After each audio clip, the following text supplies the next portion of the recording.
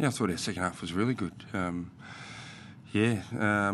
just thought we were really reactive in the first half, and especially around stoppages. They sort of dominated that area of the game with more, I suppose, bang for buck for their possession around there. And we just got really beaten with forwards getting too high and into really poor positions as well. So from that point of view, we didn't really have a forward line to kick to, and that made it really tough. And when we sort of got a lot more structure in place, it allowed us to go in and retain the ball in there, which gave us another crack at it, or we had an opportunity to score.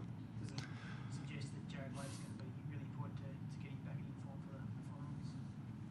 Yeah, he will, especially when we play our full back down there, and he looked pretty good in Michael Jamieson because, we just looked out of place. I think Thornton had one possession or something like that to half-time, and we need to get a bit more out of the forwards that are down there to hold the ball in. I think Jeffy, I know he didn't make the most of his opportunities, but at least he was one forward that was getting the ball in his hand, which was a real positive.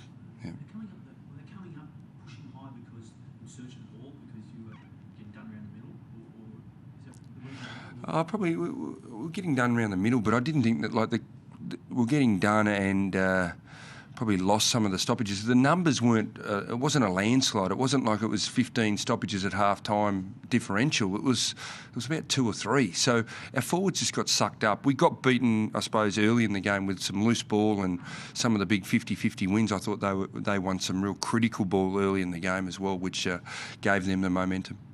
You talk about Birchall and Gibson, those guys down back who were launching, sort of getting the ball in hand, being taking a lot of risks and coming out of the back 50 for them. Well, I just thought they won a few 50-50s that, especially through the middle of the ground, that I thought they were really good in the first half.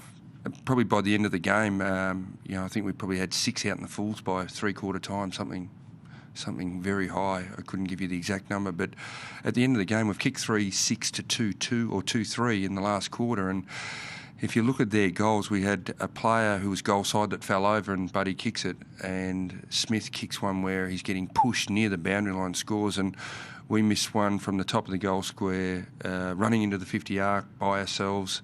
We had the opportunity to maybe turn the game round to say we won the second half and you won the first half, but we got the points because we got our nose in front. So there's a lot of encouraging signs for our group in regards to run and our effort and our ability to adjust our, I suppose, structures in games, which I don't think we've handled as well before, and I think it's a step of maturity for our group. But you're right, the start of the game was really disappointing.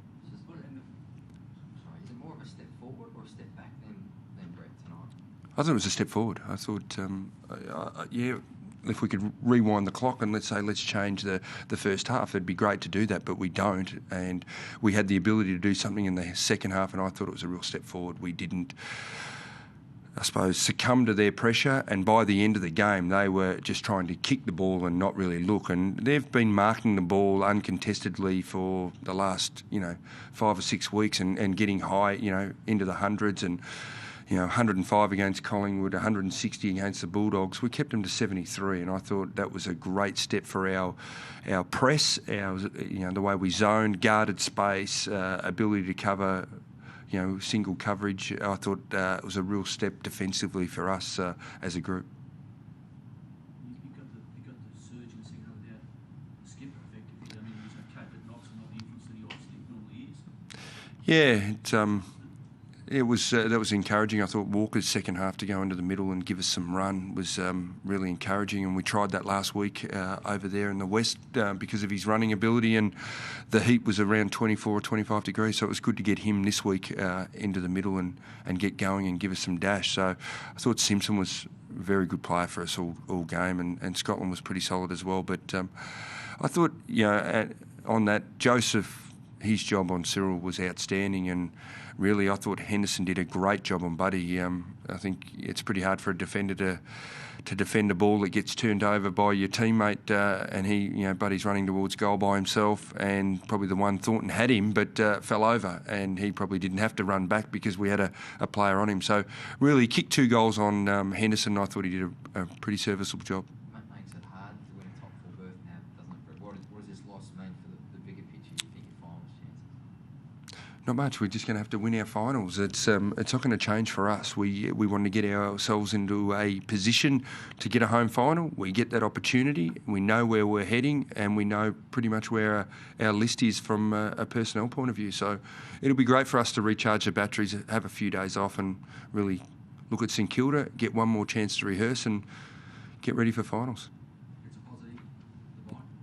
Yeah, I think it is positive. I think our boys have worked extremely hard, and the Fremantle game, and then to come back and still run this game out the way they did was extremely encouraging going forward. So there's a lot of run in our legs, and it'll be a good time to just freshen them up and really get more zing against the Saints in about 14 days' time. Do you think Wade will play?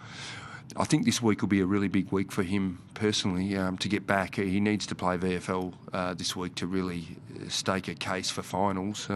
It might be one of those ones that he might have to. Our reserves look like they're going to they're going to play finals, so he might actually have to play a couple at reserves level to and we might have to win finals for him to come back in. But to play the first final, I dare say he'd have to play this week coming up against whoever it is for the VFL team we got. Sort of on track for that then, or more unlikely?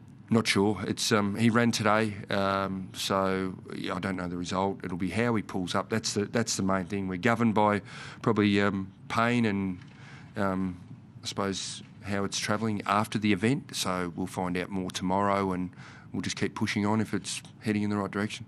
And Jamo, obviously a different role for tonight, the second half and everything. Obviously he was blowing a bit early. Yep. He's okay, he's all good. He's all good, which is sorry. He's as good as he can be. Yeah, I thought he was. He looked pretty dangerous up forward. He didn't kick the goals with all his shots, but we might have to get more goal kicking practice into him going forward. But it was really encouraging from that point of view to go up there, and it was just good to get him into the AFL game and really get through unscathed and moving on. Yeah, he'll play at VFL level next week though. No injuries at all. No, all clear at the moment, unless the doc taps me on the shoulder when we go back. It looks all clear. Yeah. Just on Jad, was it just a quiet night? Or was it the way that it was on Hampton? Do you think the sort of restricted things? I didn't think really I didn't think they really tagged him that much. I think they might have just had, if he was around somebody, put a bit more time into him. But it didn't look like they had a extremely hard tag on him. I think Sewell lent on him at stoppages and things like that. But that's more just man on man at stoppages to grab the closest bloke or midfield versus midfield. I didn't think it was a tag as such. Yep. Good on you. Thank you.